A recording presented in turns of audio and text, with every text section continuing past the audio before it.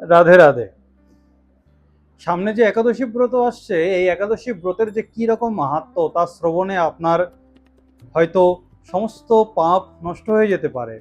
তাই এই ব্রত আপনি কিভাবে করবেন, কি কি পরিত্যাজ্য, কি কি ত্যাগ ত্যাগ করতে হবে এই ব্রত করতে হলে, কি কি বস্তু ত্যাগ করে আপনাকে এই ব্রত পালন করা উচিত, সমস্ত বিষয় আজকের এই ভিডিওর মাধ্যমে আপনাদের সকলের কাছে আমি জানাতে চলেছি। তাই আপনারা ভক্তি ভরে এবং একাগ্রতা ভাবে এই ভিডিওটি পুরোটা শ্রবণ করুন, তাতে আপনাদেরই মঙ্গল হবে। আশা করি আগামী যে আসছে একাদশী ব্রতের নাম আপনারা সকলেই জানেন, তবু আমি আপনাদেরকে বলছি।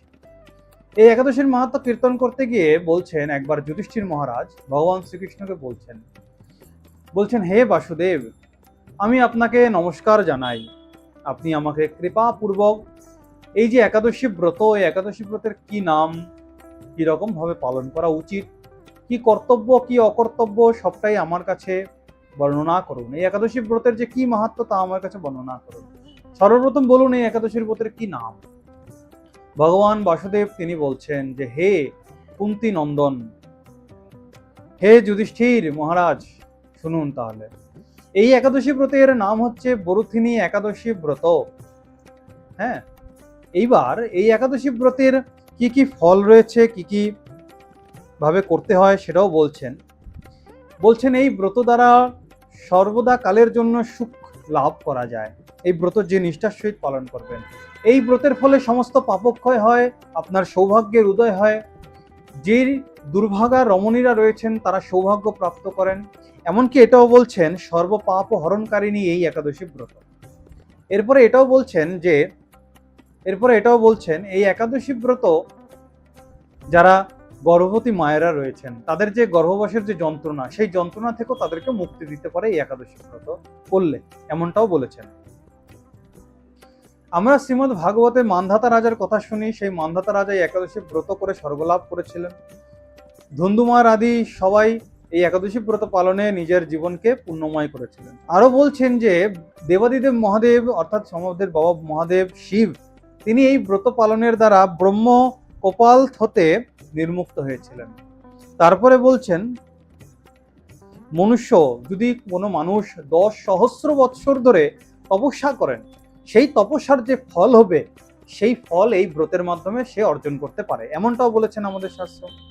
আরো বলছেন যে এই ব্রত, যে শ্রদ্ধাবান ব্যক্তি এই ব্রত নিষ্ঠার সহিত ভক্তি ভরে পালন করবেন, তিনি ইহলোকে এবং পরলোকে যত রকম তিনার বাসনা রয়েছে, বাঞ্ছা রয়েছে, সমস্ত কিছু পূর্ণ হতে চলেছে এই ব্রত নিষ্ঠার সহিত পালন করলে।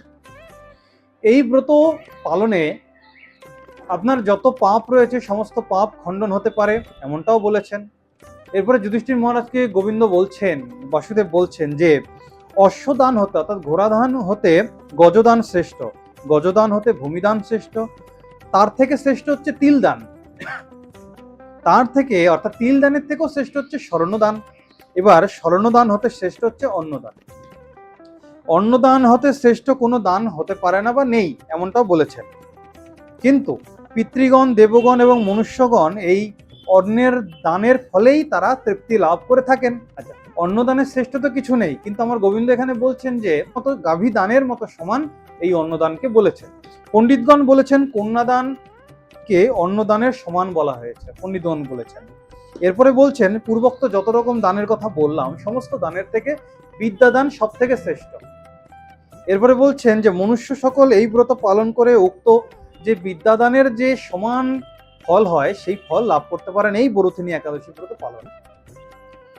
মনুষ্য মাত্রই এই বরুথিনী ব্রত একাদশী পালনে কন্যাদানের সমান পুণ্য অর্জন করে থাকতে পারে।